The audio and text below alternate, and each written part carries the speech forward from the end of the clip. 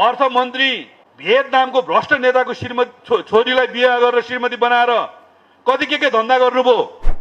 निर्माण क्षेत्र आतंकित छ, व्यापारी व्यवसायहरू आतंकित छन्, राज्यको अर्थतन्त्र गति शून्य भएको छ।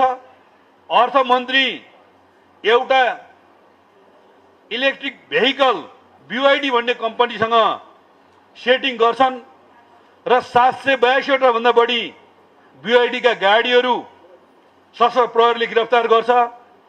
3 अर्ब भन्दा बढीको घोटालाको कुरा आउँछ। सदनभित्र अर्थमन्त्रीले जवाफ दिन्छन् भनेको त पुराना नेताका पनि एक गरी काण्ड छ रे, हामी निकाल्छौँ रे, त्यस्तो खालको जवाफ दिन्छन्।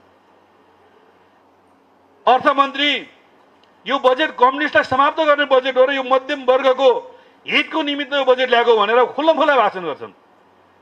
म स्वर्णिम वाग्लेजीलाई अनुरोध गर्न चाहन्छु, तपाईँ ओल्ड बैंकको भियतनामको भ्रष्ट नेताको श्रीमती छोरीलाई बिहे गरेर श्रीमती बनाएर कति के धन्दा गर्नुभयो। श्रमजीवीहरूलाई उनीहरूको जीवनको स्तर उन्नति गरेर उनीहरूलाई मध्यम वर्गीय रूपमा उनीहरूको वर्ग परिवर्तन गराउने पार्टी नेकपा एमाले हो।